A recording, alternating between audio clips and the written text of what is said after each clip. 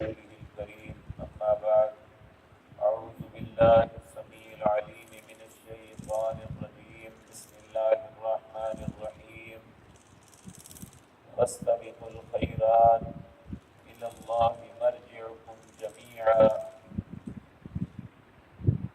حضرات محترم، اللہ کی نظر میں انسانوں میں بہترین انسان وہ ہے جو نیکی کے اندر سبقت کرتا ہے.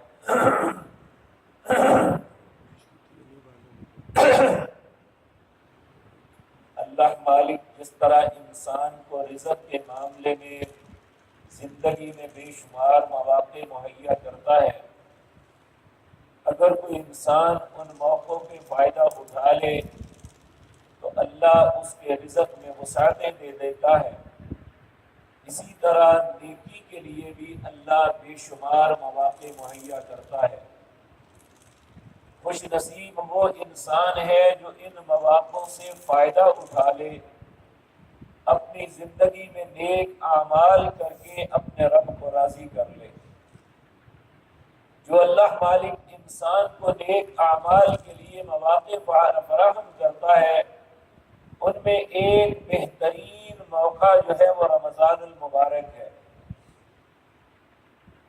اللہ رب العزت نے اس مہینے کو اتنا شرف عطا کیا، اسے اتنی عزت سے نوازا کہ یہ وہ پاکیزہ اور مقدس مہینہ ہے جس میں اللہ نے قرآن عزیز کو نازل فرمایا. کہا شہر رمضان الذی انزل فیہ القرآن، یہ مہینہ وہ ہے جس میں اللہ نے قرآن کو نازل کیا. اور قرآن کیا ہے؟ ان ھذا القرآن یہدی للتی ہی اقوم ویبشر المؤمنین، یہ قرآن وہ چیز ہے جو قوموں کی ہدایت کے لیے نازل کیا گیا تھا، اور اس قرآن کے اندر ایمانداروں کے لیے بہت بڑی بڑی بشارتیں ہیں. اور ایماندار کون ہیں؟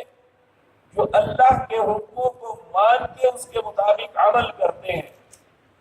ایمان کے متعلق جو بات ہے وہ جب تک ایمان مکمل نہیں ہوتا کہ انسان اقرار باللسان اپنی زبان سے اقرار کرے، وتصدیق بالقلب دل سے اسے سچا جانے، وعمل بالجوارح اور اپنے اعمال کے ذریعے کر کے دکھائے کہ جو میں کہتا ہوں، جسے سچا سمجھتا ہوں، اس کے مطابق عمل بھی کرتا ہوں.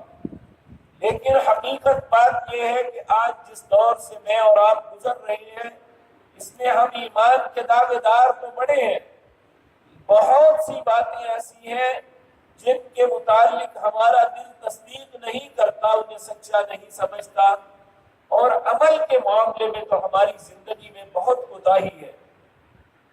اتنی کوتاہی کہ ہمارے نیک اور برے اعمال کا بیلنس بگڑ چکا ہے. ہماری نیکیاں بہت کم اور برائیوں کے انبار ہیں جو سر پہ لاد چکے. تو اللہ رب العزت جو انسانوں پہ رحم کرتا ہے کہ اس نے اپنے بندوں کو یہ برکت والا اور رحمتوں والا مہینہ عطا کیا تاکہ اس مہینے کی قدردانی کر کے انسان نیک اعمال کر کے اپنے خسارے کو پورا کر سکے. تو انشاءاللہ اللہ کی توفیق سے آج مغرب کی نماز کے بعد یہ وقت شروع ہو جائے گا، اور ہم میں سے ہر انسان کو چاہیے کہ وہ اس کے لیے پوری طرح اپنے آپ کو تیار اور کمر بستہ کر لے. اس کے دن کو روزہ رکھنا، اس کی رات کا قیام کرنا. اور یاد رکھیں عموماً لوگ یہ بات کہتے نظر آتے ہیں کہ قیام نفل ہی ہے، نفل پڑھنا کوئی ضروری تو نہیں.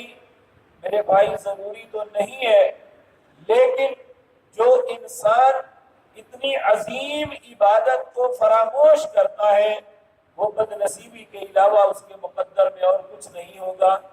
کیونکہ نبی کریم صلی اللہ علیہ وسلم نے فرمایا من قام فی رمضان ایمانا واحتسابا غفر له ما تقدم من ذنبه، جس نے ایک رات قیام کیا ایمان کی حالت میں اپنا محاسبہ کرتے ہوئے، اللہ سے اجر کی امید رکھتے ہوئے، غفر لہ ما تقدم من ذنبہ، اللہ پچھلے سارے گناہوں کو معاف کر دیں گے۔